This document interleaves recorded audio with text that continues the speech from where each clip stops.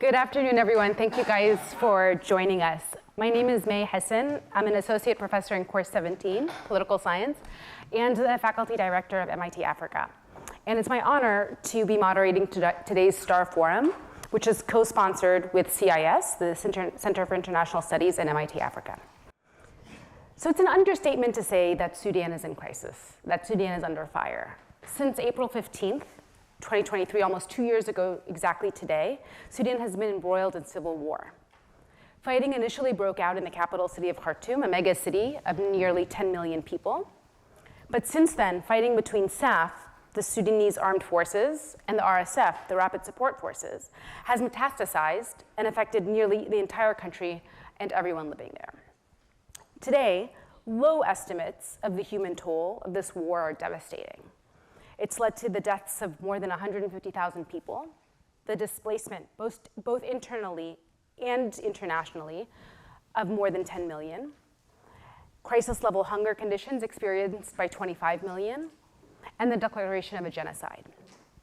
The situation is truly catastrophic, and Sudan is reeling not only because of this level of devastation, but especially so because the war is happening on the heels of a popular revolution that overthrew a despised Islamist regime that looked, the revolution at least, looked to be putting Sudan on a path back towards democratization. So one of the big questions about the war in Sudan is, well, what happened? How did we go from popular revolution to civil war? What's the current situation on the ground? In what ways has the conflict changed? While initially it was a fight between arms of Sudan's security apparatus, what is the war currently being fought about today? What can we expect in the near and the medium term? What are the prospects for growth, peace, and security for Sudan and its neighbors? What role do international players play, from Egypt to the United Arab Emirates, in the conflict, and what is to come next? These are all really important questions that our esteemed panelists, better than any others I can imagine, are going to be able to shed light on today. And so with that, I will introduce the panelists in order of their remarks. So first we have Ahmed Kadoda. Ahmed is a policy, advocacy, and communication specialist. In the aftermath of Sudan's revolution that sought to return the country to democratic rule, which he will be speaking about, Ahmed served in Sudan's transitional government, including a senior advisor to both the Minister of Finance and to the Minister of Cabinet Affairs. He has since transitioned to working with NGOs in post-conflict settings, including in Sudan and in Afghanistan. He earned his bachelor's degree from Bucknell and an MA in political science from George Washington University. Kholood Khair is the founder and director of Confluence Advisory, a think and do tank formerly based in Khartoum that works on 3 priority policy areas: peace and security, economy, and governance. Kholood has an impressive career spanning the fields of research, aid programming, and policy in Sudan and across the Horn. She has written research and analysis pieces for several international publications and has provided analyses for research and policy institutions worldwide. Kholood has an MSc in Violence, Conflict, and Development from SOAS, University of London, and a master's in African Studies from the University of Oxford. And she's currently a visiting fellow at Yale. Cameron Hudson is a senior fellow in the Africa program at the Center for Strategic and International Studies, CSIS. He was previously a senior advisor at the Atlantic Council's Africa Center, where his research focused on the democratic transitions and conflict in the Horn. And in a former life, Cameron served in a number of roles across the US government, including chief of staff to successive presidential special envoys for Sudan during the period of South Sudan's separation from Sudan and the Darfur genocide. And he also served as director for African Affairs on the staff of the National Security Council.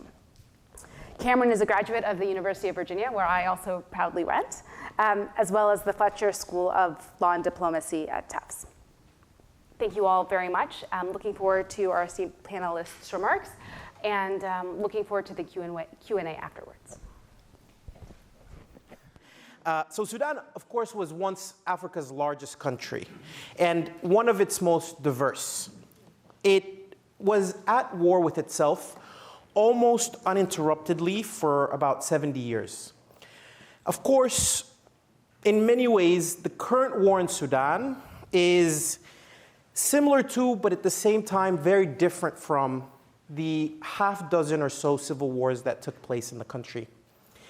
This includes the civil war in southern Sudan, which continued from 1955 until 2005, with a brief respite of 10 years in the 70s, along with very brutal conflicts in Darfur, South Kordofan, Blue Nile, the East.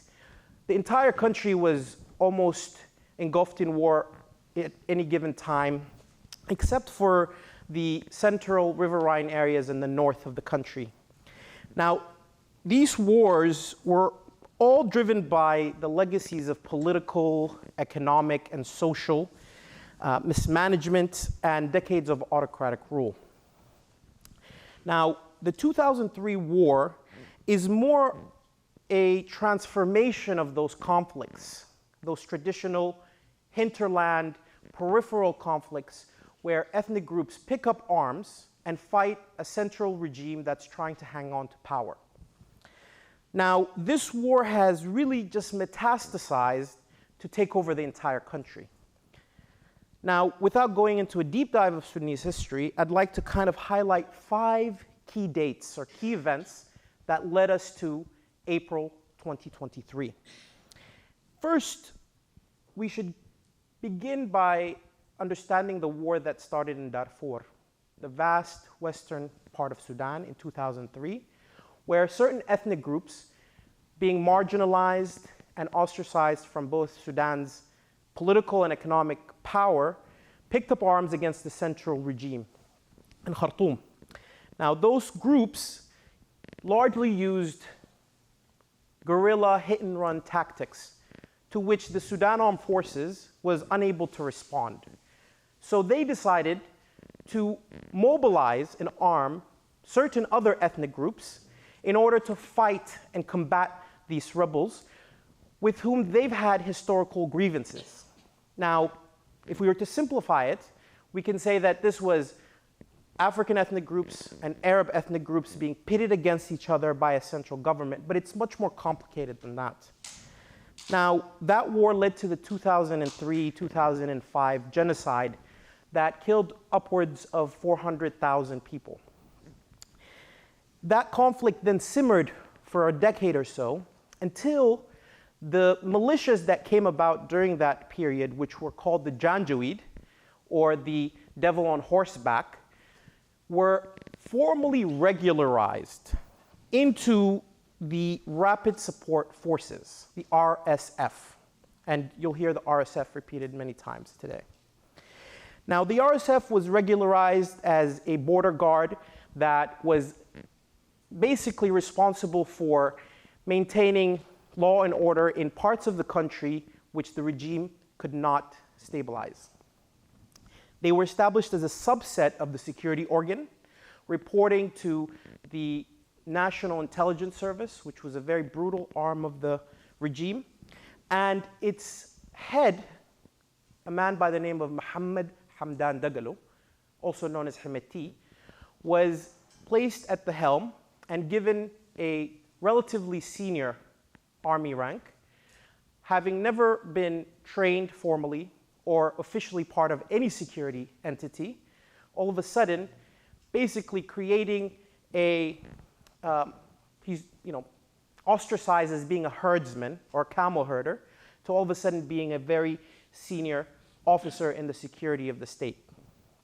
A couple years after that, in April 2017, Bashir, the then longtime dictator of the country, basically transformed the RSF from a subunit within his security apparatus and elevated it to become something like a personal guard, akin to the Revolutionary Guard in Iran or the Saddam Hussein.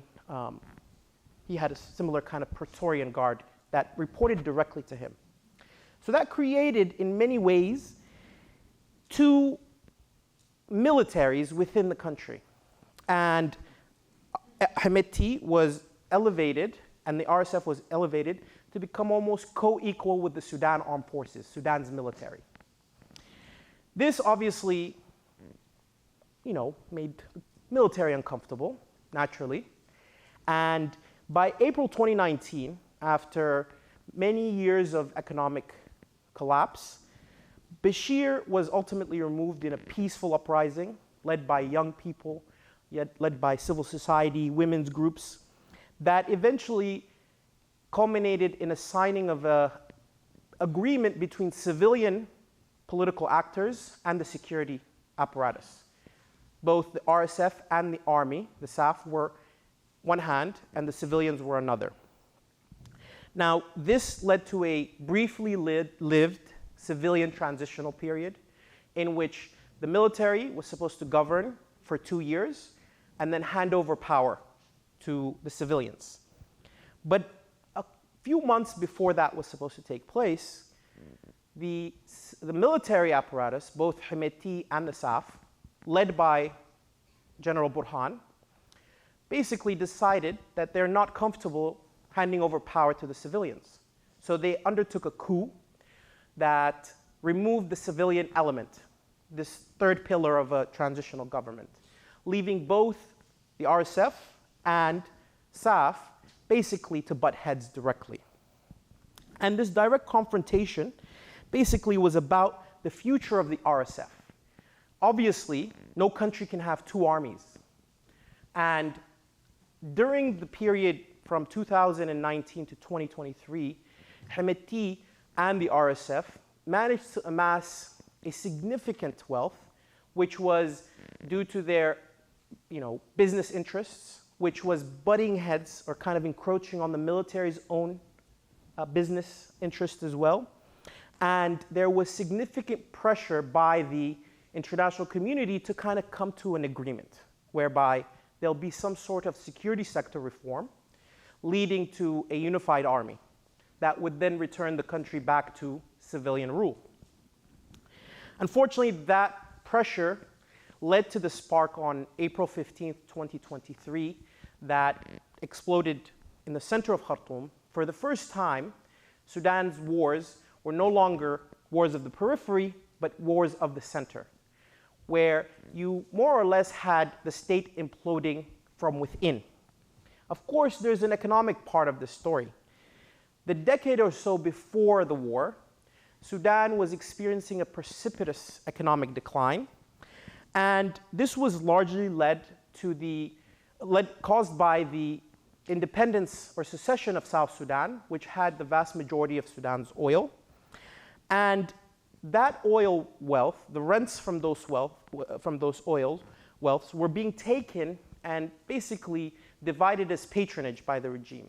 There was a social contract by which the people in the urban centers would get heavily subsidized commodities, basically free electricity, very cheap oil in the form of gas and in the petrol stations. Sudan in 2019 had the cheapest electricity and gas anywhere in the world, being one of the poorest countries at the same time. And bread was free, but ultimately that led to discontent and unrest as prices kept going up. There was no income. The government couldn't sustain that social contract. By 2019, as I mentioned, the regime couldn't sustain that economic equation. Now, the transitional government tried to implement some very severe and harsh economic reforms and austerity measures to kind of unravel that distorted social contract. Perfect. Now, the regime then had to resort to other sources after the secession of South Sudan and the loss of oil revenues, and it went towards the gold sector. And at the same time, there were significant military-owned enterprises. And basically that led to a simmering confrontation between who gets to control that wealth. Between 2019 and 2023, the RSF also substantially grew its ranks. It was estimated to be in around 15,000 to 20,000 soldiers. By the outbreak of war, estimates put it closer to over 100,000 fighters. And now the issue is that the makeup of the RSF was largely of infantry soldiers that use technicals, these pickup trucks mounted by a big machine gun that can fight very effectively in an agile way urban warfare, compared to an army that largely outsourced its infantry duties to the RSF, having heavy tanks and aerial power, and becoming very ineffective at an urban war. So today, of course, we have the worst humanitarian crisis. Famine has already been declared, as Professor Hassan mentioned, and it's the worst ever recorded food insecurity in the world. Unfortunately, today, the war has metastasized from being a war between two organized military entities to a sort of war against all, whereby communities that had previously fought each other over land and resources and other localized issues basically picked up the banner of either the RSF and the SAF fighting each other, and it is now making any sort of peacemaking very difficult, because the war is no longer about integrating SAF and RSF. It's now about dozens and potentially hundreds of localized issues being fought between Sudanese communities. Of course, The Economist recently put it that Sudan is a geopolitical time bomb because of the conflict being an engine of chaos beyond Sudan's borders. And if history is any indicator, Sudan's wars have averaged a lifespan of 18 to 20 years. And unfortunately, as things are progressing now with potentially a parallel government being established and backed by the RSF to control the territories it currently controls, we could have a potential scenario similar to Libya, where you have a partition of two states, both non-viable and unlikely to actually bring about peace within themselves. As we've seen from South Sudan, the secession of South Sudan did not lead to peace in South Sudan. It led to worse and bloodier conflicts. So unfortunately, there isn't any light right now at the end of the tunnel. And I will stop here. Over to you, Kholood. Thank you. I've been asked to speak about sort of where we are now and where this war may take us. I would disagree with Ahmed. I think there is some light at the end of the tunnel, but it's fast extinguishing. And one of our biggest tasks, I think, as Sudanese, is to keep that flicker of hope, alight for as long as possible. But things are incredibly dire, because in Sudan right now we have the world's largest humanitarian crisis by scale, the world's largest hunger crisis by scale and sometimes by intensity. We have the world's largest displacement crisis by number, and we have the world's largest protection crisis, with conflict-related sexual violence through the roof, and frankly, very few mechanisms, both domestic and international, being leveraged to stop it. So we're talking about a crisis here, or some people call it a polycrisis, of immense magnitude, just to give you a sense of what we're talking about here. Recently, we have seen this war sort of started off as, two main belligerent parties, the Sudanese armed forces against rapid support forces, and a lot of people, backed one side or the other, or thought, hang on a minute, this is a war that's within the security state, different factions of the security state. This doesn't involve me. And so many people were hoping they would just wait it out. What then happened, in order to keep the war going, and in order to make sure that the war had enough support, the different sides, particularly the SAF and the RSF, made it everyone's business. They engaged in popular mobilizations, especially getting young people to be sort of incentivized to join the war effort, particularly those who had lost homes and who had lost property in the center.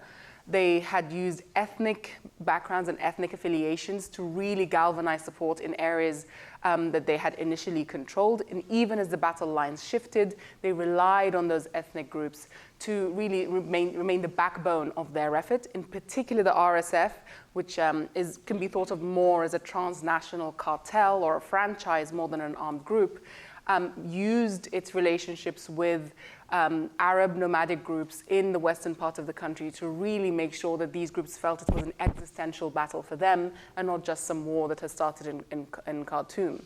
And as Ahmed said, this is the first time that you have a war starting in the center of Sudan, in Khartoum, which is both the political and economic and geographical center. Whereas before, wars had mostly been compartmentalized to other parts of the country. So people in Khartoum either didn't care to know what kind of wars were taking place in different parts of the country, in Darfur, in what is now South Sudan, in parts of the east, in the Kordofans region, in Blue Nile, or they simply thought, this doesn't affect me. Ahmed has clearly laid out how the Bashir regime, but other regimes before that, had really used as at the center of their social construct with the people of Sudan, this idea that the center will be kept stable, will be kept reasonably prosperous at the expense mostly of the peripheries. And the peripheries are the production centers of Sudan: cattle, agriculture, gold, uranium, all of the main sort of products, gum arabic, one of Sudan's largest imports, and so important to the world industries that in sort of 20 years of US sanctions against Sudan, one of the few things to be omitted from that list was gum arabic, because it's so important to the pharma industry, the soft drinks, food industry, etc. But all of that money that was effectively generated by Khartoum in this very colonial model, by the government in Khartoum, was usually used to subsidize the center, very much at the expense of the periphery.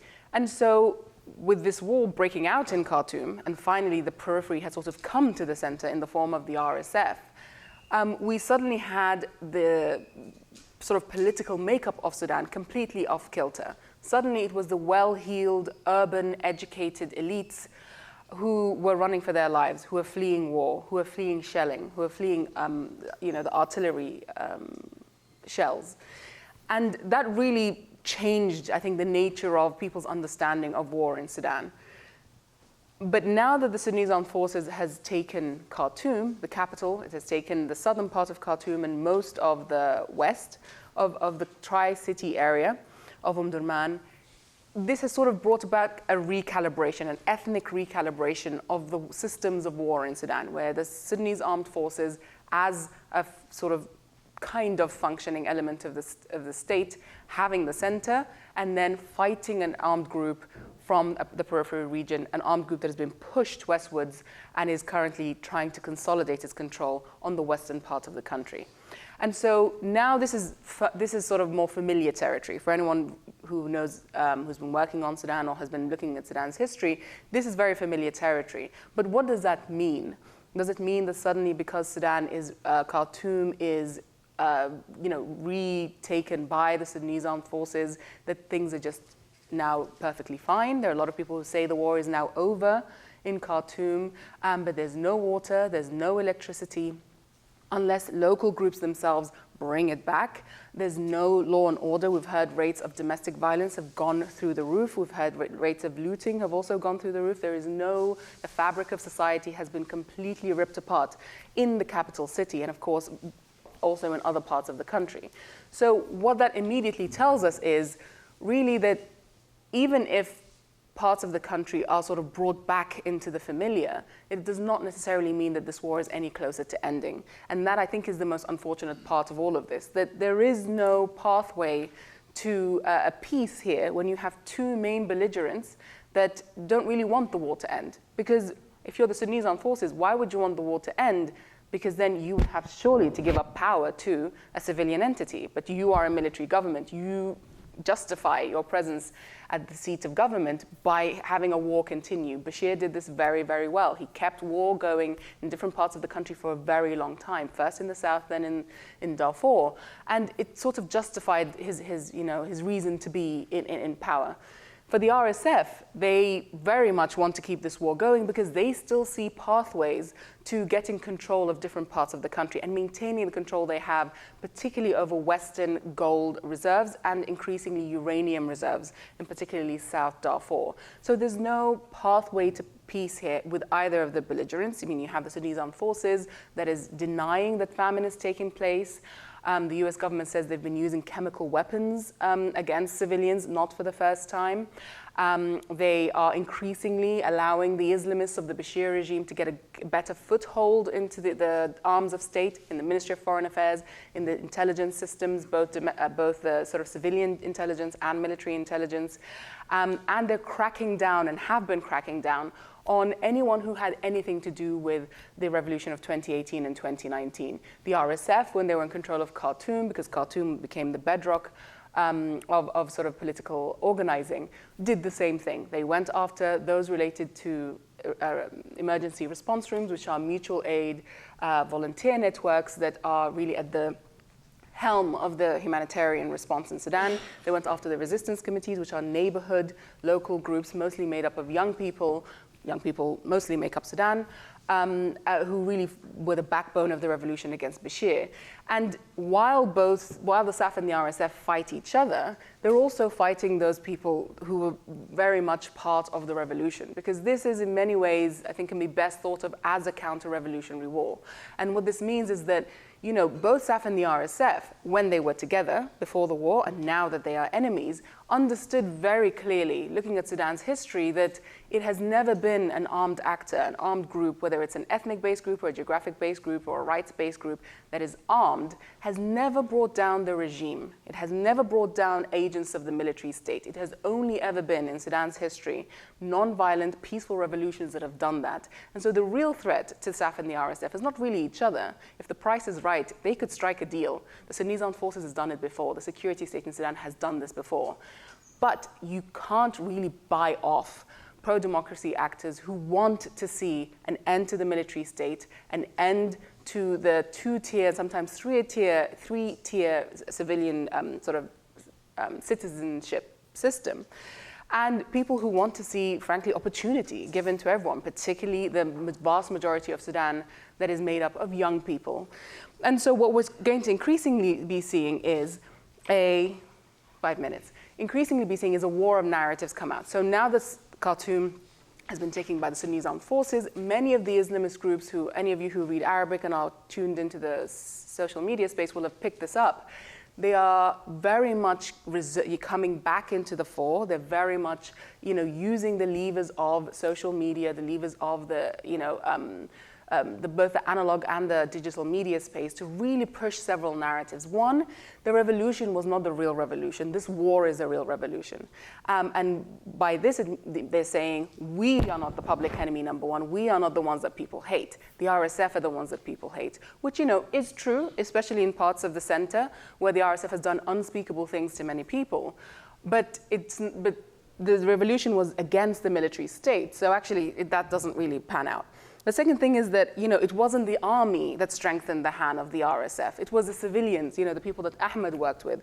And, as Ahmed will tell you, the civilians maybe shared power with the army during the transitional period, but they were very much the junior partner during that transitional period. Nothing moved forward without the say-so of Burhan and Hemeti, with the head of the SAF and the head of the RSF.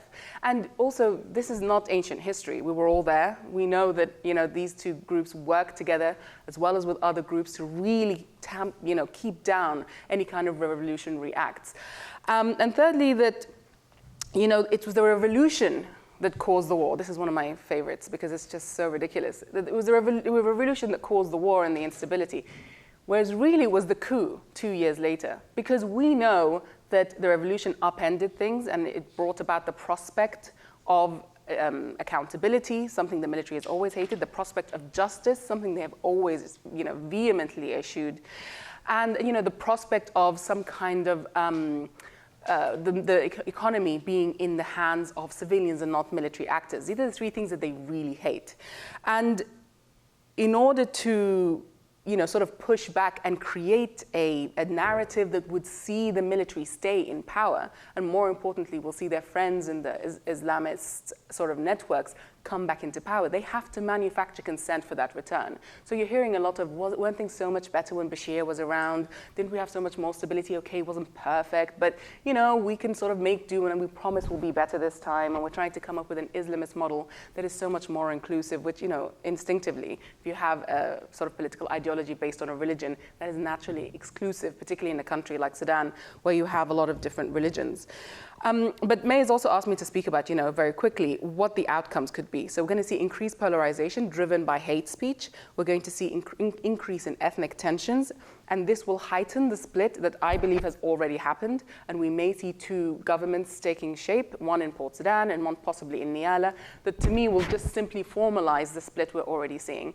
And the reason I say we've already seen this split is because the same reasons that drove Burhan and Hemeti to war on April 15, 2023, that they had both separate domestic constituencies, separate foreign friends, and separate income streams, are the same reasons we're going to see as we're seeing a split in the country right now. The SAF and the RSF are cultivating entirely different domestic constituencies. They have very different friends. Some of them play both sides, but they give them different things and they allow them to keep this war going.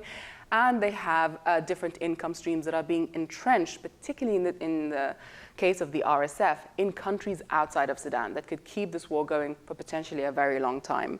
And so, yes, we are seeing, potentially a 20-year outlook, if history is any judge, of this war continuing. But to come back to the bright spark that we see is that despite the ripping of the social fabric in Sudan, we're seeing people come together to provide aid, to provide food for each other, to provide emergency relief. We're seeing the diaspora, put in a lot more money than foreign aid has done, to ensure that people have the ability to eat, frankly, and to be able to survive this.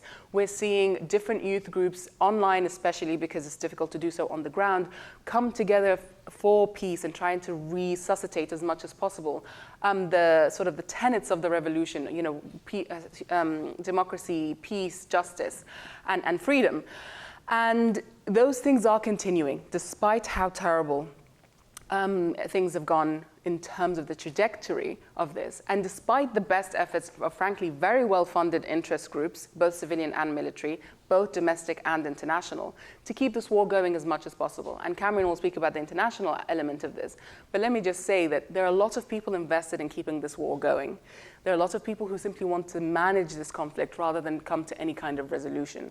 And these are people who, maybe say in the West, like Europe, no one really cares about Sudan because they have a bigger issue called Ukraine. Or maybe now that we're seeing a much more insular United States, it's not as much of a priority in Washington. But what I'm talking about here is people much closer to home. I'm talking about African countries that are making a killing from all the gold that is coming their way. I'm talking about Gulf countries that really only care about keeping their their enemy, their neighboring enemy at bay, rather than seeing, a flourishing Sudan. And very few of Sudan's friends, whether it's Egypt, Israel, Saudi, and the UAE, really the biggest players on Sudan in the Middle East, partially, to a great degree, I should say, emboldened and encouraged by the West to play that role.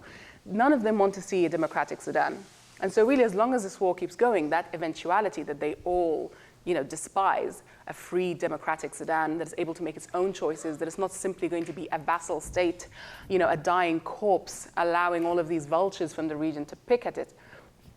All of that can be, sort of delayed as much as possible if the war continues going. And so we're seeing arms coming in, we're seeing more sophisticated weaponry coming in, we're seeing more gold go out in order to purchase those weapons. We're seeing famine take root, and it doesn't matter what the conflict lines are, the famine is here to stay, because neither of the main belligerent parties really are putting any effort into lifting aid restrictions, into, in the case of the Sudanese armed forces, declaring that a famine has indeed taken place, and therefore instigating all of the mechanisms needed to get ahead of that.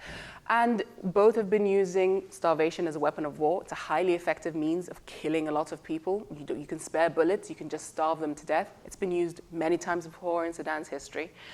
And it's that exact tendency by the different armed groups, not just the SAF and the RSF, but the constellation of different armed militias that they have fighting with them, of turning Sudan into effectively a big game of chess, where it is now going to be different groups, both between the RSF and SAF camps, but also within the RSF and SAF camps that are going to be fighting each other. And so one thing I would disagree with Ahmed with is that we're not going to see a Libya-style split. We're going to see a sort of this complete fragmentation of the Sudanese state, where it's one ethnic group versus another in parts of the country that have never seen war before. We're not going to see some kind of, stability come out within some kind of Libya-style or even Yemen-style model, even though that may be what Sudan's Arab partners are after. But Sudan does not function in that way. And so what we're going to see is, unfortunately, much more conflict, much more loss of life, much more sort of the gap or the space for peace dwindling. But at the same time, we are seeing, just to end on a sort of a positive note, we are seeing groups really take seriously what the stakes are in this country. And really do their utmost to push back against the hatred and the hate speech and the ethnicization and the polarization and the splitting that we're seeing by bringing communities together and by ensuring that the fabric of Sudan can be sewn together very deliberately and very slowly in a way that means it will actually have a country once this war is finished. Thank you.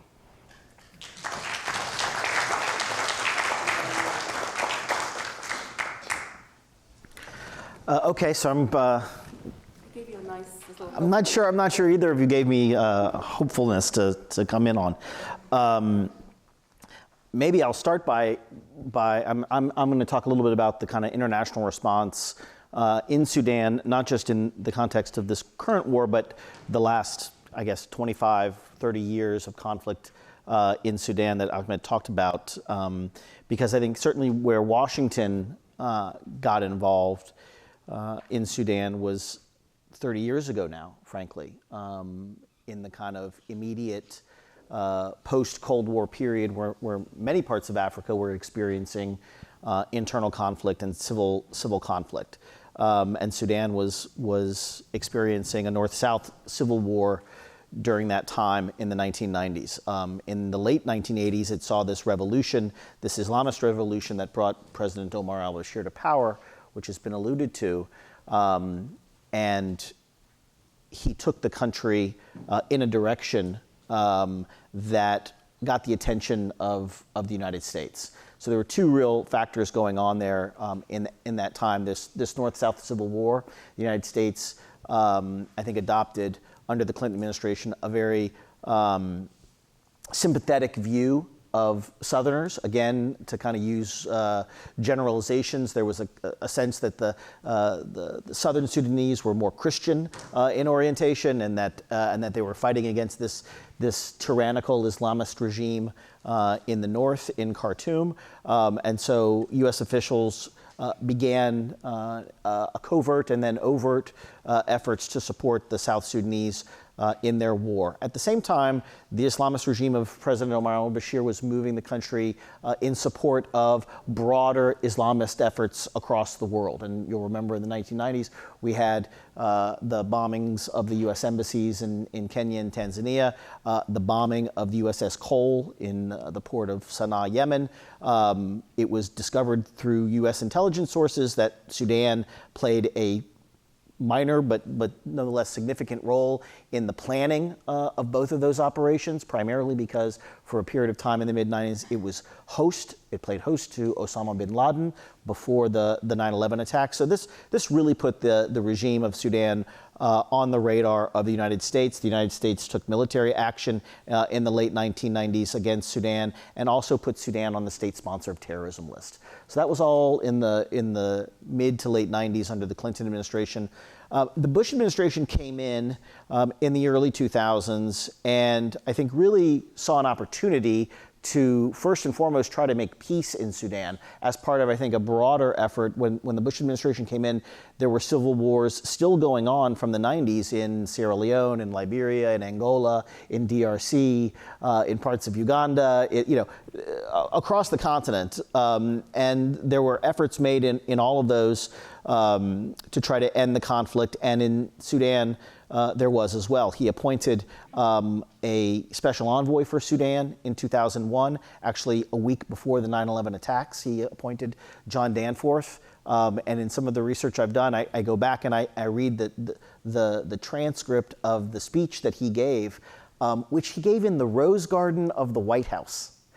To announce the appointment of a Sudan envoy, just to give you a kind of a sense of how important it was at the time. You know, we reserve our most important statements with the greatest impact for that venue, and he chose that venue to announce this envoy to bring peace.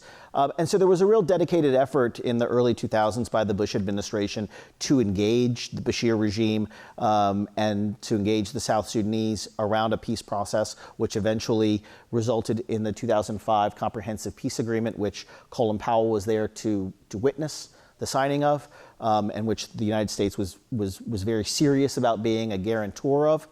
At the same time, we've talked already about the start of the genocide, what became the genocide in Darfur in 2003 and 2004. And so I think the Bush administration had to walk a kind of fine line between an engagement and even incentivizing policy with the Bashir regime to end the North-South civil war, but at the same time take a very hard line against the conflict in Darfur. And again, I think many people would argue that the conflict in Darfur is related or a result of what looked like a potential minority group in South Sudan gaining a degree of autonomy and self-determination, unlocking those same desires in other minority parts of the country. And so the regime in Khartoum, seeing that and seeing the potential for that to replicate itself in other parts of the country, took this very heavy-handed and brutal response to the conflict in Darfur. You saw the United States impose a host of new sanctions on the government of Khartoum related to the conflict in Darfur, at the same time, again, trying to remove sanctions and incentivize a peace deal in the South. So it was a very complicated time. The Bush administration had 4 separate special envoys for Sudan over 8 years, showing, I think, a real commitment to trying to make progress there. That carried over into the Obama administration, which oversaw the final phase of the Comprehensive Peace Agreement, the independence of South Sudan, and then the Obama administration really looking for ways to normalize the relationship with Khartoum, trying to bring Khartoum, which had lost the South. The war in Darfur was curtailing or plateauing in the 2010s. And so I think the Obama administration created a roadmap for how we could bring Khartoum into greater alignment with the region, with the international community. At the same time, we talked about how the Sudanese economy was really suffering from the loss of South Sudan. The major foreign currency earner for the country was petroleum, which was coming out of South Sudan. So the government in Khartoum lost access to the majority of that revenue. South Sudan fell into a civil war, which then further shut in oil. So you saw a real decline in revenues for the government in Sudan, which created an opportunity because there was an opening there now to put pressure on the regime to relent in some of its internal policies. This, of course, led to the revolution that Ahmed talked about, and the removal of Bashir. I think interestingly, during this time, this was in the period of the first Trump administration. That administration maintained a special envoy to Sudan, which he had inherited from Obama, and actually took one notable step, perhaps surprisingly, which was engaging in a process to remove Sudan from the state sponsor of terrorism list. There was a civilian transitional government in place in Khartoum. At the time, Bashir had been removed, and it was felt that we needed to support that transitional government and allow democracy to try to take hold, and removing this state sponsor of terrorism sanction would help to do that. It was a slow process, primarily because this was not just a kind of signing of one executive order. There was a host of legislative action that was required from the Congress as well. And in the 11th hour, I think in retrospect, in purely sort of Trumpian fashion, at this point, they added a new requirement to removing Sudan from the state sponsor of terrorism list, which was requiring it to sign the Abraham Accords and to make peace with the state of Israel. which at this point was no longer a transitional government. It was a coup government run by the military, was essentially required to do for having to, for any hope of getting off the terrorism list, which it did. And so I think the Biden administration came in really trying to normalize the relationship, move away from this idea of a special envoy and a country that is, perennially in crisis. They appointed for the first time in 25 years a U.S. ambassador. We had normalized diplomatic relationship with Sudan. That lasted for less than a year when the civil war in the country broke out, and our embassy was evacuated by helicopter from our compound the week after the conflict started. So I give that arc really, I think, to illustrate the degree and sustained commitment of the United States over the course of 4 presidential administrations to try to build peace in Sudan, to try to find solutions to all of the kind of chronic problems that my 2 colleagues have already kind of laid out. I've made the argument that historically the United States geopolitically was in a place where it had the power and it had the leverage to convene these parties around peacemaking, and it had the commitment to doing so. I think we should obviously question the willingness of the United States now to undertake those kind of things. But I think the world is also in a very different place than it was a decade ago or even less. One of the principal motivating factors of the Bush administration when they got involved in Darfur at the time was that genocide was coming on the 10th anniversary of the Rwandan genocide. And that was very much alive in the minds of U.S. policymakers. Samantha Power had just written her book, A Problem from Hell, which every college campus was requiring their freshmen to read at the time. So this idea that the United States had a unique responsibility in the world to try to address these problems was very much a motivating and animating factor in U.S. policy. And I think that there's been a lot of disillusionment with the role of the United States in the outside world, going from Iraq and Afghanistan and the war on terror and the sort of the hubris that comes with, trying to remake the world in its model. And I think we're obviously living through that in spades right now.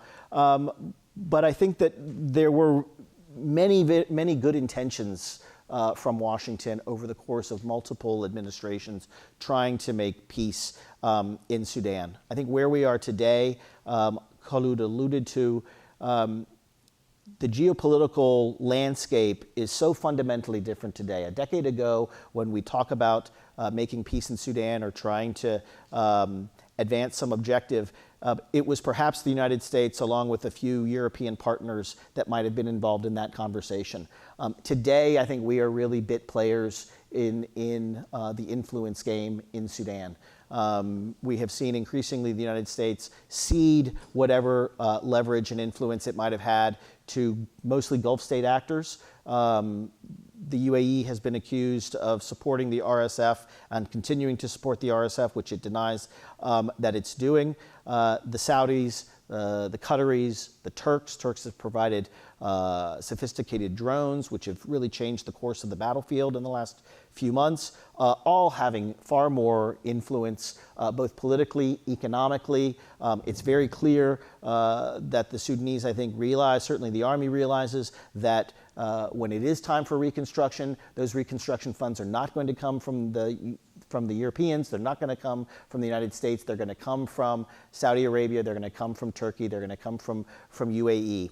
And so we're in a scenario now where the United States, despite, I think, 20 plus years of diplomatic investment in the country, and I think what was an enormous reservoir of goodwill trying to advance peace process, has really squandered much of that influence and goodwill. We have turned it over to both states in the near and the far region. I would agree with Kholood that every country that borders Sudan right now is in some way benefiting from this war. These are countries like Chad or Libya or Central African Republic or South Sudan or Ethiopia, countries that, again, the United States, Egypt, the United States and other European countries as donors, as development partners to all of these countries, had enormous influence with.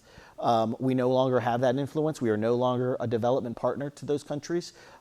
So that has changed, I think, the landscape about how we go about resolving this war politically and diplomatically. I think gone are the days no one is talking about UN peacekeeping operations, United Nations summits at the General Assembly. These were the calling cards and part of the diplomat's toolkit that we used over the course of 2 generations in Sudan, which are no longer available to us.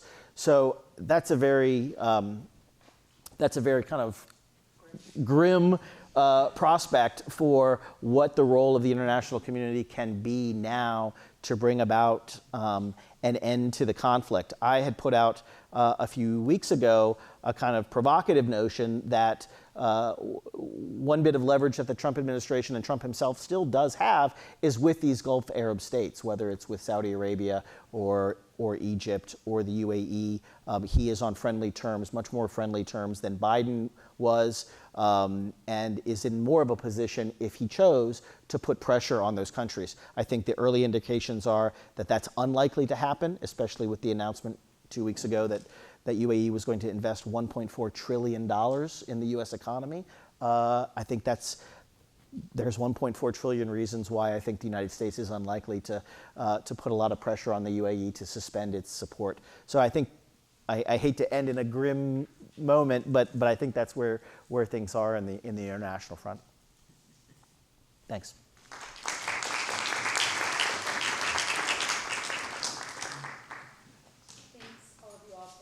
Really insightful and provocative comments. We have mics set up on either side of the room, so if you have a question, please line up, but I'm going to take the prerogative as moderator to ask the first question. And one thing that I can't help but think about, a perennial optimist, is peace, and will there be peace negotiations? And oftentimes when we think about peace negotiations, they often invite any armed group, any rebel group, any organized community group that has arms to the negotiating table, with the idea being, well, to reestablish law and order and for peace to reign across the country, for the economy to grow again, you need all those with arms to put them away. But then this leads to a really awful foundation for post-war peace. The government then is oftentimes full of these former rebels who have negotiated a cabinet ministry, some kind of really nice sinecure. It's not full of technocrats, and it's not full of the civilian leaders who have been pushing for democracy even before the transition, even during the Bashir regime. And to put it in light of Cameron's comments, given that the US likely isn't going to be pushing those negotiations, this the beacon on the top of the hill, but other countries who might not be as resolute on a democratic Sudan. I guess my questions for you all are, what kind of peace negotiations are probable, likely, if we could even get SAF and RSF in the room together? And obviously all the other armed rebel groups that have taken up arms as well. Sure. I'll jump in. I think you framed the question very well, because Sudan is really in what Philip Roessler calls a civil war coup trap, where states are stuck in this dilemma by which peripheral ethnic groups pick up arms against a central government. Then a central government makes a peace with those groups, bringing them into the center, ending the civil war, but raising the prospect of a coup, after which a coup takes place, leading to displacement of some groups back to the periphery, creating more civil wars, leading to another peace agreement that brings people into the government, that leads to a coup, that leads to a civil war, that leads to a coup, that leads to a civil war. And that's where we are right now. And getting out of that trap is very difficult. And as you've said, a traditional peace agreement negotiated between armed actors trying to divide the spoils of the state are all but impossible today in Sudan, because the resources are not there to basically finance such an agreement. The social fabric has been basically eliminated. And at the same time, there is no willingness, I think, for a sort of traditional agreement by which both these two generals can come back together to govern in Khartoum. And the probability of partition is much more likely, but like I've said, it doesn't necessarily mean that those two states will be viable. In fact, what's most likely to happen is further implosion within those two entities, leading to further disintegration, leading to further violence and further war. And as Cameron said, there is no international willingness or momentum for peace in Sudan. There are many more people, as was mentioned, benefiting from the status quo. And the reality is, those who are interested financially in Sudan can continue to benefit financially without necessarily having a traditional peace agreement that ends the war. And ultimately, it's unfortunate that the civilians are going to be caught in the middle, as they have been, both, by the brutality of the war, but at the same time, with the generation of lost Sudanese. There hasn't been school for 19 million children in Sudan for the past 2.5 years. I mean, imagine that.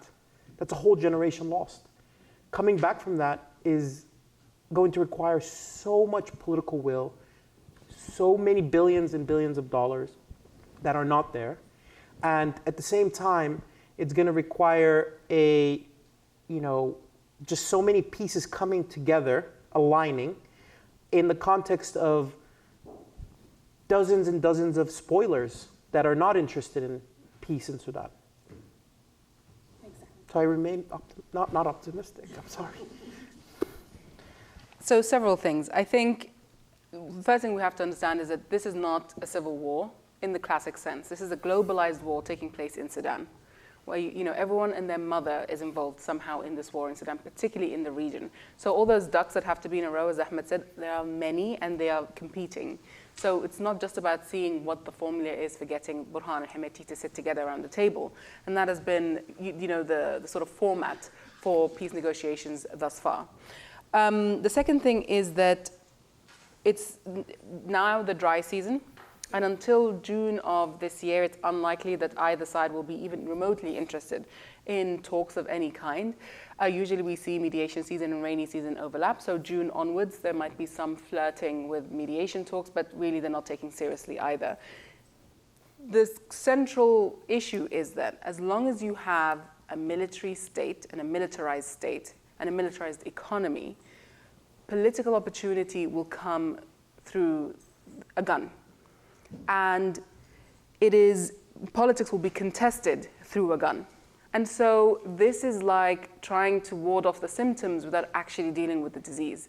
The symptom of a military state is civil war. The symptom of a military state is endless rounds of coups. Sudan has had 18 or so coups, 6 of which have been successful. That's higher than not just in Africa, not just the highest in Africa, but globally.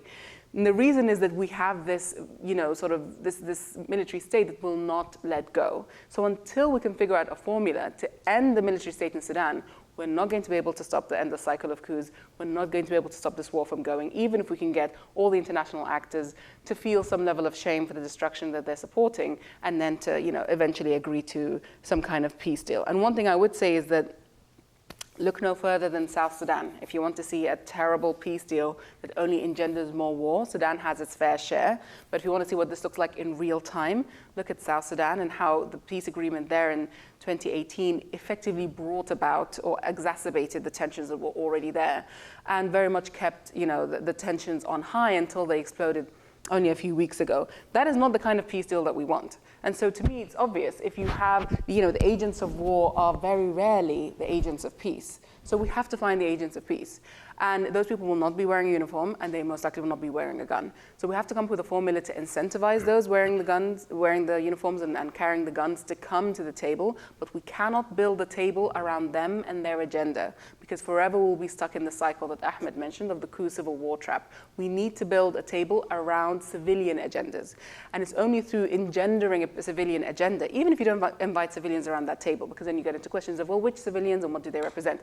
We know what the civilian agenda is. It's rule of law, right? It's justice measures being put into place and actually being, borne out and implemented. It is equal ability to access economic opportunity. It is, health. It's education. It's those kinds of things that are being put at the center, not who gets which ministry and who gets which gold mine. That has never brought us to any path to peace, and it's certainly not going to do so now.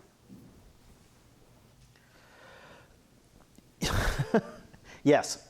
I think, as recently as last year, at the end of last summer, the United States Special Envoy made a fairly weak but no less earnest attempt at a peace process with the SAF and the RSF in Switzerland.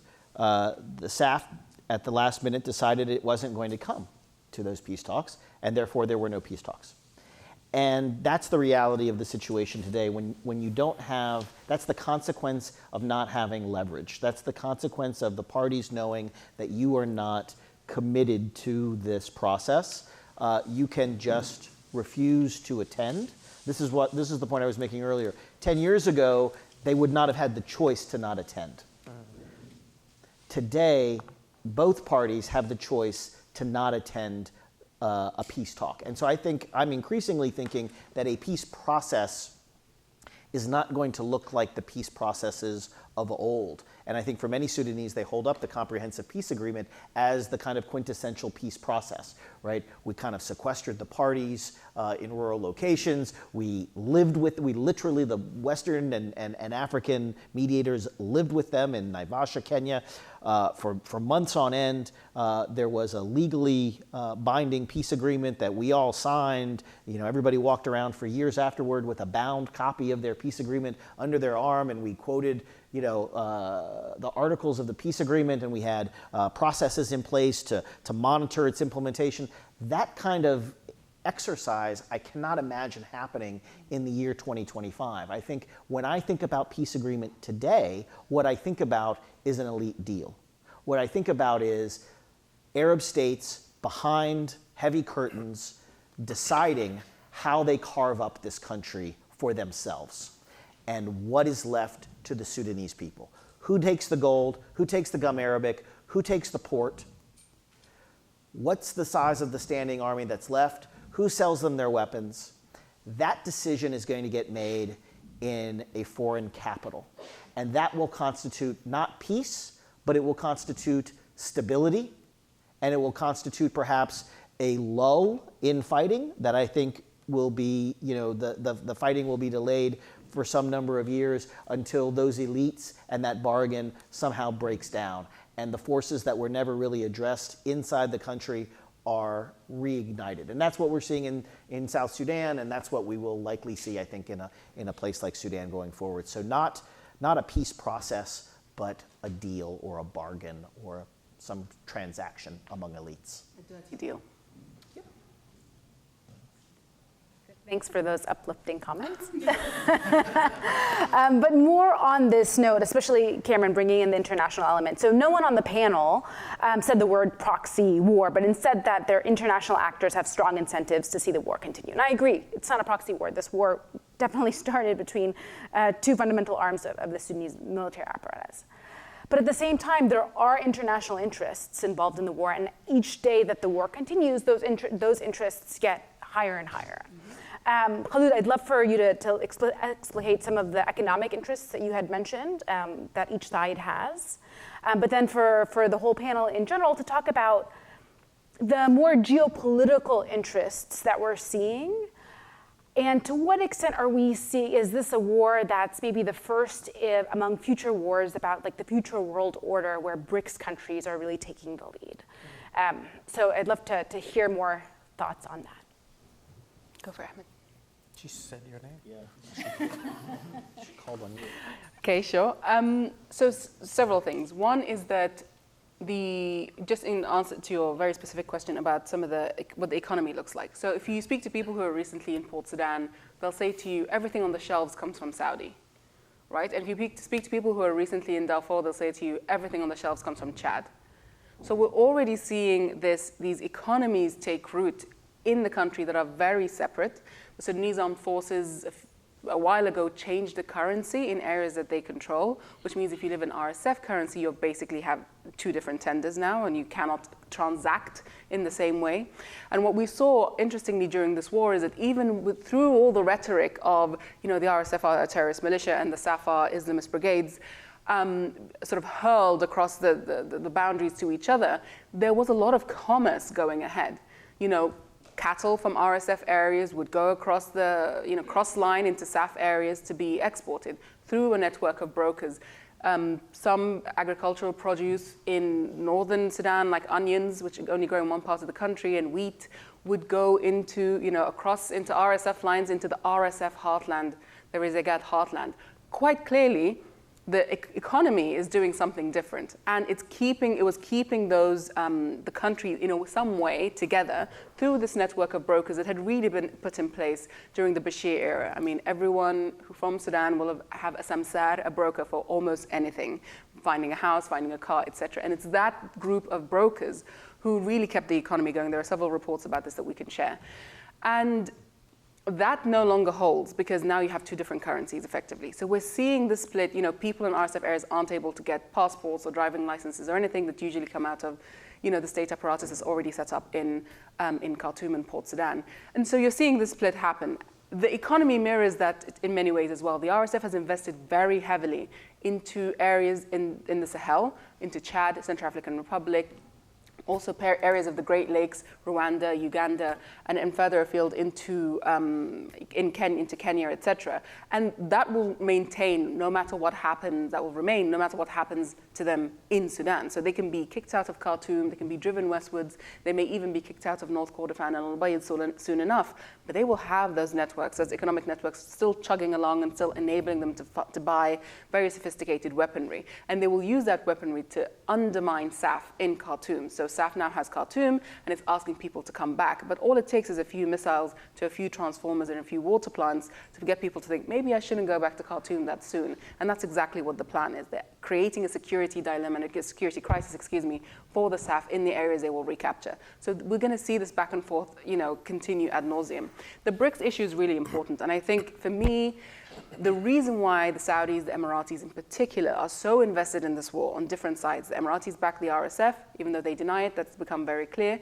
And the Saudis back the Sudanese armed forces. Have been very shy about this because they're still hoping that their Jeddah platform can be something that brings some kind of dirty deal, but they are very much supporting the Sudanese armed forces. Now, why are they doing that? Because they see Sudan not as a place with people, with ambitions, with an economy that can be independent, but they see Sudan as a vast territory that is very well situated strategically speaking, on the Red Sea, in just south of the southern Mediterranean, in the Sahel, and bordering the Central Africa. It's a really important geostrategic zone. If you think about China's Belt and Road, if you think about Red Sea traffic, if you think about sort of what's happening in the Sahel region and that domino of coups that are taking place there that brings about the emergence of new security actors and security opportunities. If you're Saudi, if you're the Emiratis, who are sort of termed middle powers, and you have an anxiety around what de-dollarization looks like, it behooves you to join the party that's pushing for de-dollarization. Both of them have now joined BRICS. Egypt and Ethiopia have done the same. And remember, Sudan sits on the Nile, and it has the Red Sea. So this is really sort of a battle of two waterways, if you will, for many of the countries in the region. And for these countries, yes, Egypt and Ethiopia, but specifically the Saudis and the Emiratis, on whose economies the dollar is, hugely important, as are American security guarantees. If there's a move towards de-dollarization across the world, they don't want to be left on the back foot. They want to be very much able to decide, backstop that new currency, but also be able to decide the fiscal policy of that currency. And what that means is they need to look at ways to backstop that currency as soon as possible. And Sudan opens up so many of those avenues. You need extractives like gold. You need strategic real estate like ports. And we've all seen the port deals that are going through, and being cancelled left, right, and center. You need land. And Sudan has a lot of land, particularly agricultural land, but a lot of land that is, they believe, up for the taking. You need oil, both of which they still have to some degree. Saudi, of course, a lot more. And you need data. And the UAE is the biggest investor in data and AI in the world. And for them, this is the bargain. Sudan helps them, as well as other parts of the Horn and the Sahel, helps them be able to weather a situation where the BRICS countries move towards a new currency.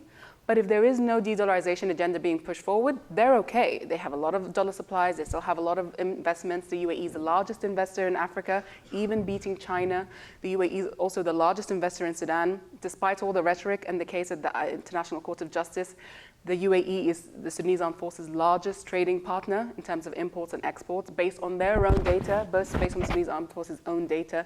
And so this is a very complex game where it's not just a case of the UAE backs the RSF and Saudi backs the Sudanese Armed Forces. They back themselves, and whomever can help them get those interests that they have, they will back, whether that's short-term or long-term. The UAE tends to do long-term, the Saudis tend to change their minds, but in the end, they're all after the same goal, which is being able to compete with each other, but also shore up their interests.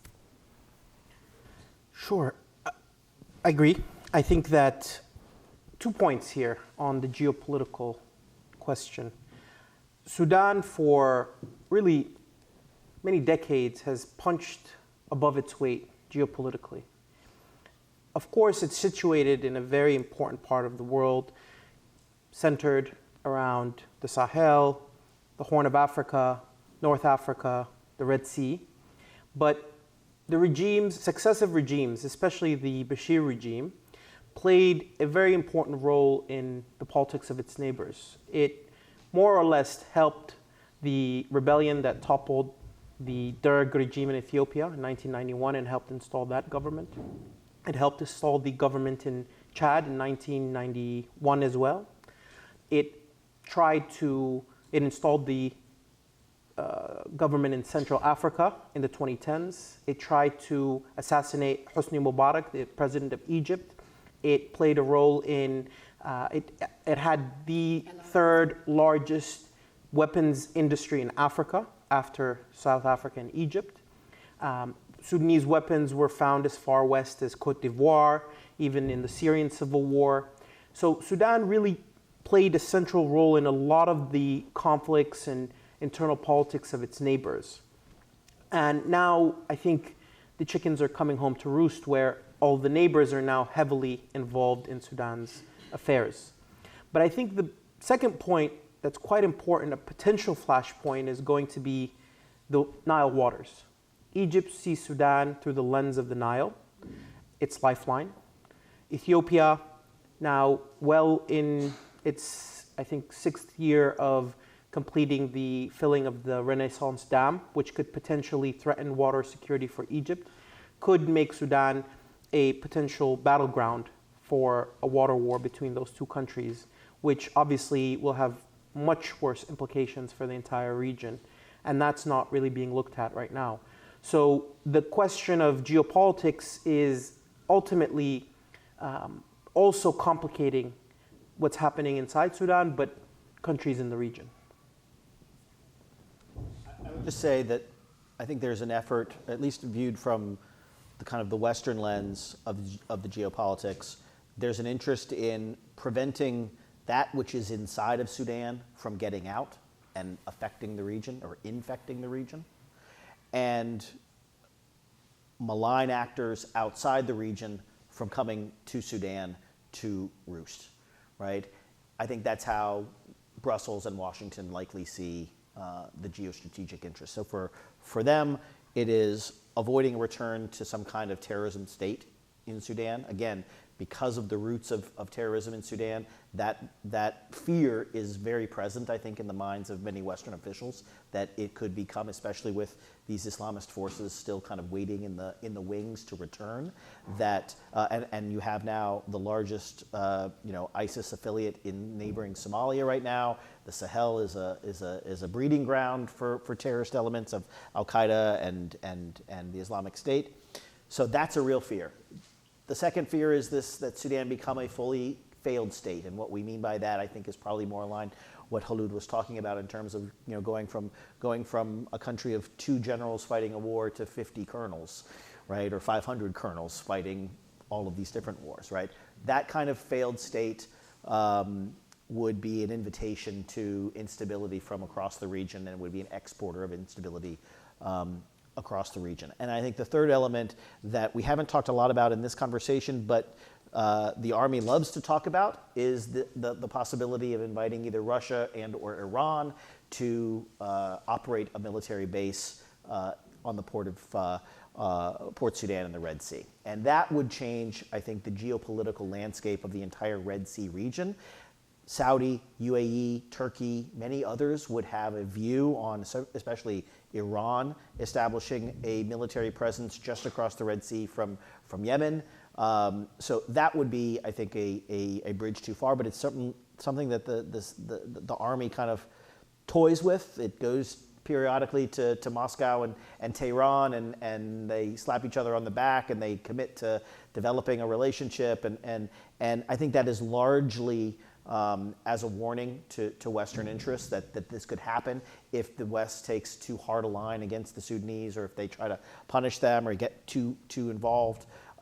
That's a threat that they use. So I think the geopolitics, I agree with what's been said already, but I think that what Washington and increasingly Brussels are doing are narrowing the points of interest in Sudan. So we are no longer going to be worried about humanitarianism. We're no longer going to be worried about democracy taking hold.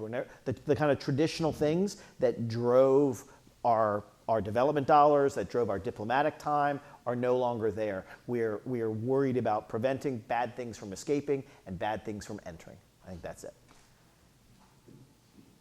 Thanks for those comments. So as we wrap up, did you have a question? Oh, no, sorry. Please. Oh. No, not about you. So the transitional period didn't last too long. It was about a year and a half. I would say I kind of agree with the grim outlook, but I would think the last time kind of people had a hope was shortly after the revolution. There was a lot of civil societies involved, political actors, people were happy and thinking about the future. Obviously, that did not last that long, but the question is, were there any lessons learned like from that year and a half period? Could anything have been done differently from like a US perspective for Cameron and from like the political side and civil society side for Kholood and Ahmed? Great.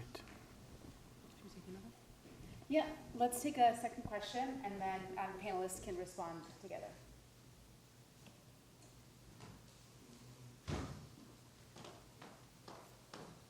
Hi, Rich Nielsen. I'm a professor here. I was mostly getting up to try to break the ice and to ask that the thing that's most inspired me watching this is the images of that incredibly powerful social mobilization. What would it take for that social mobilization to occur again? Mm-hmm. I'm hearing in a lot of what you're saying that it's off the table, but I also thought it was off the table then, mm-hmm. and it turned out it wasn't. Thanks. All right, one more question, and then I'll let I would actually piggyback on the first question. So now since the war has taken place, we can see that SAF has been targeting the pro-democracy actors. Until like literally a month ago, they arrested an activist in Egypt through the Egyptian government and deported him back to Sudan. So I think the question would be what are the lessons learned and how can we move forward while they're basically cleaning house before the war even ends? Yeah. Let me jump in. The question on lessons learned and how, I think all three questions kind of had similar veins.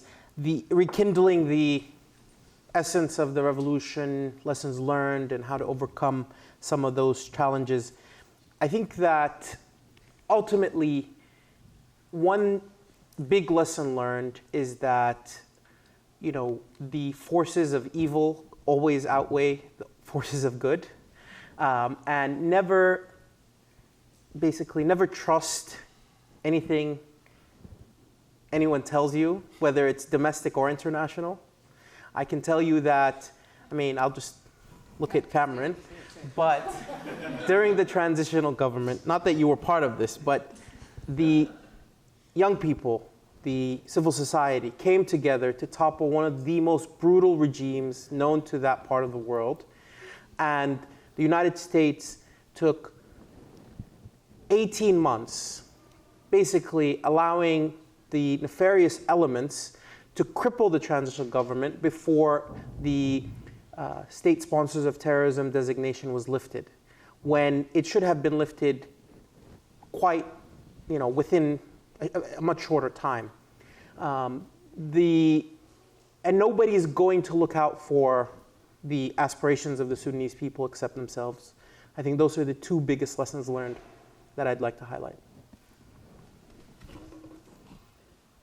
Okay, I will maybe just piggyback on that and just maybe give a personal anecdote on that. I remember in the very early days of the revolution, hosting a meeting at a Washington think tank where we had some Sudanese business leaders and activists come to Washington in the early days of the revolution to say, this is real, this is happening, you need to support it, you need to be ready to support it, we need US government support in bringing this to fruition. And I took it very seriously because the people who had come to Washington were serious people. But most of my colleagues in the State Department said, no, this doesn't feel real.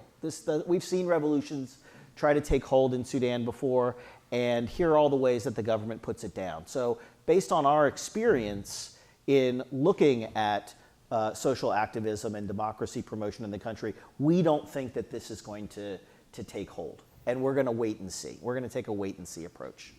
And then when it finally did take hold and there was the removal of Bashir by the military to save itself, not by civilians to have democracy, the military threw him overboard so that they could hold on to power. The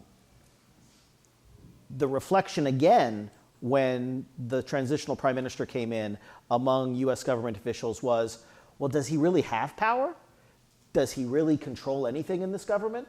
How can we remove all of these things if he's just a puppet of a military Islamist regime that is still there? And the intelligence, for lack of a better word, that we had at the time was suggesting that Hamdok was in fact not a powerful figure, that the military controlled all aspects of the economy and certainly had maintained largely its monopoly on power and authority in the country. And so I say that in response to Ahmed about why it took Washington so long to respond, because I think that once again there will always be reasons why waiting is the best answer, at least from Washington's perspective, and how that doesn't align with the hopes and the aspirations and the very small windows of time that when they do open, they have to be opened even further and very quickly. I think part of the reason is, part of the problem was that the sanctions were lifted for something that had almost nothing to do with Sudan. It was about the Abraham Accords and the Trump administration needing that win. But if, for example, the sanctions were lifted on, say, a 5-step process that included making sure that transitional legislative assembly was put in place, making sure that certain restrictions on the militaries, particularly in terms of their their state-owned enterprises, were lessened, that could have strengthened Hamdok's hand, but that wasn't really the thinking, right? And that actually, in many ways, brings us to today, where that kind of thinking is still very much there. There's very little interest in strengthening the hand of civic and civilian actors, and much more this reliance on sort of strong men, particularly those in uniform, because there is a sense, and we can call it racist, we can call it traditionalist, we can call it whatever we want, but in the end, that these Sudan and the area that it lies in, both the Arab world and the African world, this is not an area where democracy is viable. This is an area where strong men rule, and that's the formula for stability. And I don't think that thinking has ever shifted in the West, despite all the nice pleasantries that we heard about the revolution in that period. And I remember speaking to diplomats in Khartoum in 2018 who said to me, "Oh, this is a flash in the pan. This is not going to materialize into anything." And then, of course, the revolution happened, the sit-in happened, and Bashir was taken away, and the sort of transitional period did end up happening.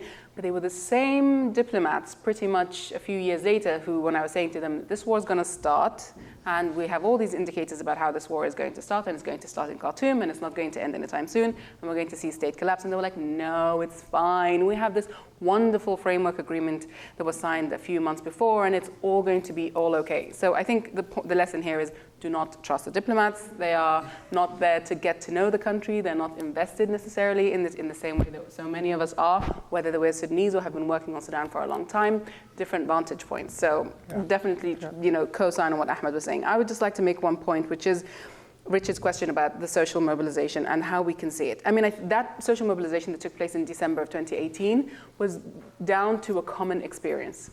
And it was my hope that with the tragic way in which this war broke out, for the first time, it meant that everyone in Sudan had an experience of war, had an experience of what it felt like to be displaced because of the security state in Sudan. And that would bring about that common experience that would have everyone rejecting the war and rejecting the continued militarization of Sudanese politics. But of course, immediately, the forces that want this war to continue saw that that was something that could be a potential threat to them. So they ended up, or as they always do, creating constituencies of haves and have-nots, of the enemy and the friend, of the us, the them. And it's that kind of division that we will see continuing and will continue to entrench. But I do believe, seeing what I've seen in lots of different spaces, that there is still that kernel of, actually there is something worth preserving here. There is a Sudan that is free, that is just, that is democratic. And I don't mean sort of Western-style democracy. I mean the kind of democracy that Sudanese people actually practice all the time. The kind of unity and the kind of social cohesion that Sudanese people do all the time. They share meals together. They invite each other to each other's weddings, even if they don't know each other. They do this with Sudanese. They do it with foreigners. That's still, to some degree, if we can maintain that, there is a pathway to some kind of unity through experience, through a shared experience. But right now, all the evil forces that Ahmed mentioned are doing their utmost to ensure that that doesn't hold. Not only did the US basically drag its feet and cripple the transitional government by delaying the removal of Sudan from the list of state sponsors of terrorism, it forced the civilian government to pay $350 million it didn't have as compensation for the terrorist attack committed by the regime that the Sudanese people fought and toppled. So just pointing that out. I would also like to say that Cameron painted a very rosy picture of the U.S.'s role over the past 2 decades as someone who's lived here and lived back home in Sudan. What I saw from my perspective was kind of like bombing of the biggest pharmaceutical factory in the region, a collapse of the Sudanese currency as a result of the sanctions. And so I think that was extremely optimistic of you to say that the United States had a lot of positive influence, or at least good intentions over the years. I would temper that. Thanks for your comments. So we are getting close to the end, and I see 2 hands. And so please come forward to the mic and ask your questions. And then I will ask the panelists to answer those questions and then add any concluding remarks. Sure. Okay. Thank you, everybody, and thank you for this is very, I would say, informative session. My name is Huzaifa. I'm an attending physician at MGH at Harvard Medical School, and I'm at the board member of Sudanese American Physician Association, SAPA. I've seen you, Cameron, last year. You don't know me personally, but I've done a lot of work to get you in there. So, but we have our General Assembly every year. What we do a lot of work back in Sudan, and I guess what I'm trying to say is here, I lived in Sudan up till I was 22, and I moved here about 10 years ago. And growing up, all I've seen was just the Islamist regime and the tyranny of Omar al-Bashir and the institutions that were in place. We're very good at diagnosing what the problems are. What you guys have done today is just taking a very sharp needle. I'm not a surgeon, thankfully, but you diagnose what's going on, right? But also there's I guess I got a little depressed coming here, not to be honest, just sitting here listening to you guys. There is pretty much no way out. Our destiny is being decided by forces or by others sitting somewhere, just moving fingers and doing things. And, as being here in the US, working in a civil society organization, SAPA does a lot of work. We've helped over 500,000 people during this crisis, opened hospitals, clinics, so much stuff. But how do we try to do that? I remember when I was here when the revolution started, and primarily my question is more of what can the diaspora, Sudanese diaspora basically all around the world can do more? We've tried to push hard here in DC. I've sat with senators myself. I've talked to them. They told us about the UAE and its influence on all of these AI company and how much it's investing in this economy, and it's making it difficult for the US government, legislative or executive-wise, to try to do anything or push hard on this. Because I guess we have no state now. We talk about state versus no state, but I feel like there's just completely no state. And for your point before about the previous rebellions that would happen from the periphery and the traditional peace agreements where, the central government would go sit with these rebellious groups and then just try to bring them into the center or give them a piece or a share of the power. As my understanding and as I've read in history and so on, these groups at some point had some sort of a legitimate cause. They were marginalized for decades or, since the independence of Sudan. This RSF group, which has been created by Bashir and so on, has there's no objective. It's literally there. It's they're not there for democracy. They do not represent any cause in the sense. They are, in fact, a paramilitary. They are, in fact, a militia. And I guess that's why I'm all of these, especially the powerful countries like the US who would have some leverage on all of these other countries who are, benefiting from this war. How do they not see that? How do they not see that it's literally there's no alternative? I grew up in Sudan. It was one country. I'm from one of the cities right there, and that's the map I learned and I memorized. And John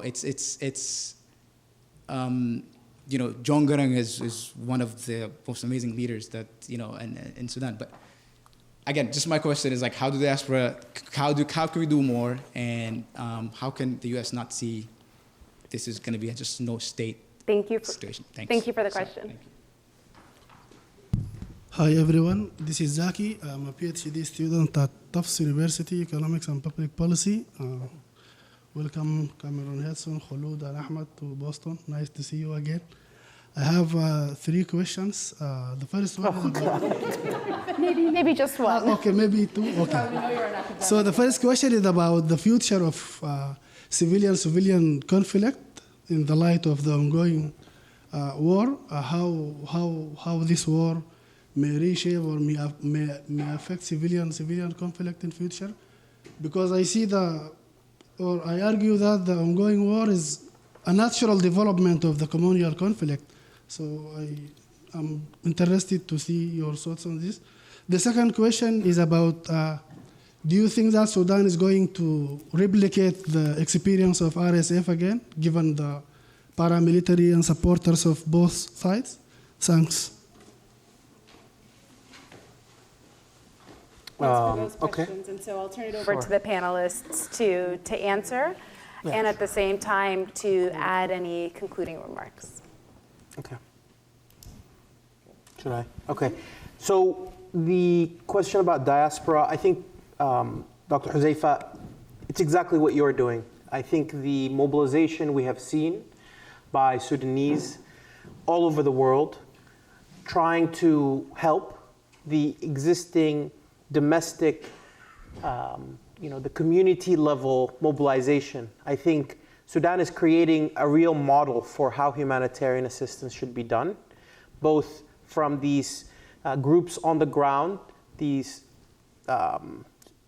neighborhood kitchens that are feeding literally millions of people, and the role that organizations like SAPA are doing to funnel funding that is very much needed is, I think, a very good example.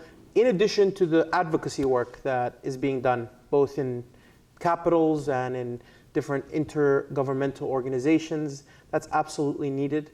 But ultimately, I think what we have to do as diaspora is try to mobilize consensus around building peace in Sudan, however that looks like, because there is no momentum right now for that. And pushing for a very practical kind of unified position for the international community is probably the most important thing to do. Now, to the point raised by Zaki, I think you framed it as civilian conflict. I think that's what we're seeing. We, during the talk, talked about the devolution of the war. Rather than a war between two military entities, it's really a war between communities on the ground fighting over local grievances, which will make it very difficult to resolve. And unfortunately, very brief answer to your second question is that the RSF model is being replicated right now because the actors on the ground are proliferating more militias that will ultimately not go away after a peace agreement. It's going to complicate peacemaking in Sudan. In conclusion, I just want to thank you all for coming here and appreciate your time. So to answer both of your questions, Zaki, I'll get to your question in a second. We have several issues in Sudan right now that can be traced back to the 70s. One is, so this is not just about what's happening now. One is that the Armed Forces Law of 74, but anyway, sometime in the mid-70s, inscribed that the Sudanese armed forces could use militias to fight its wars, could create militias to fight its wars, and it's been doing that ever since. Because the Sudanese army is afraid of coups, internal coups, and therefore it has a very bloated structure. It doesn't look like a typical hierarchical, pyramid. It has a bloated top brass, because those are the people that you make sure that they're your friends, and you bring them into the fold so they don't turn against you. It doesn't have that much of a big proportion of sort of middle officer levels, because that tends to be where the coups come from. Ahmed al-Bashir himself came from that, and Nimeri before him, etc. And then the infantry has always been weak because they often get infantry soldiers from areas and from ethnic groups that the state then ends up fighting. So obviously it's not a very good model. And so they have had to rely on these militias in order to sort of backstop them, in order to be a force multiplier. The RSF is the most famous because it turned against the regime, against the SAF. But Kekal and his Sudan Shield forces, we have a multitude of different forces that are ethnically based, that are right now becoming, and you can see this in real time, becoming the new RSF. There is no reason why the Sudan Shield should have offices, and there's no reason why they should have PR. There is no reason why they should have external comms, because they are meant to be part of the Sudanese armed forces, and therefore all of that is done through the Sudanese armed forces. But the fact that they've already started to create their own identity, their own military identity, is following exactly the same playbook that the RSF had done. And it's SAF's continued reliance on them that is giving them strength, that is emboldening them, that is enriching them. So that's not going to end, and actually, if anything, it's gone into hyperdrive. What I would say is that the other thing that I would say is that the reliance on foreign actors. If in 1977, when Nimeri was the previous dictator before Bashir, was cash-strapped, he left his socialist, quote-unquote socialist ways, turned towards the Islamists, embraced Saudi Arabia to get his hands on money. And it was that at that point, the Sudanese politics no longer became a domestic matter. And that invitation of Gulf actors to have such a key role, and most importantly, leverage over Sudanese presidents in the Sudanese political system, is what we now see again on steroids. So back to Dr. Huzaifa's point, which I kind of disagree with. I think we actually aren't that good at diagnosing the problem, because as much as we talk about what the problems are, we don't have a shared sort of sense of what those problems are, because you have so many people who have different opinions, and that is increasingly becoming the case. So I wish we were also aligned on diagnosing the problem. I don't think we're there yet. But I totally understand your frustration, because it feels like we're not doing enough, because the scale of what's happening in Sudan cannot be, simply sort of dealt with through, for example, your advocacy or mine. Although I have to say that, SAP has been doing exceptional work, and it's definitely a model to be emulated. But I think what we often see with diaspora groups is that we're very good at supporting back home through money, through time, through advocacy.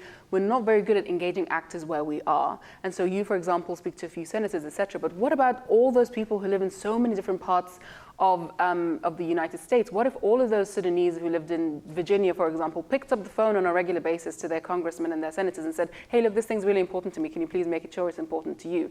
That, I think, would have a huge change. We need to engage the political actors where we are, not just back home. One thing I would say about Garang is that, we think of Garang in quite warm ways, I think, now.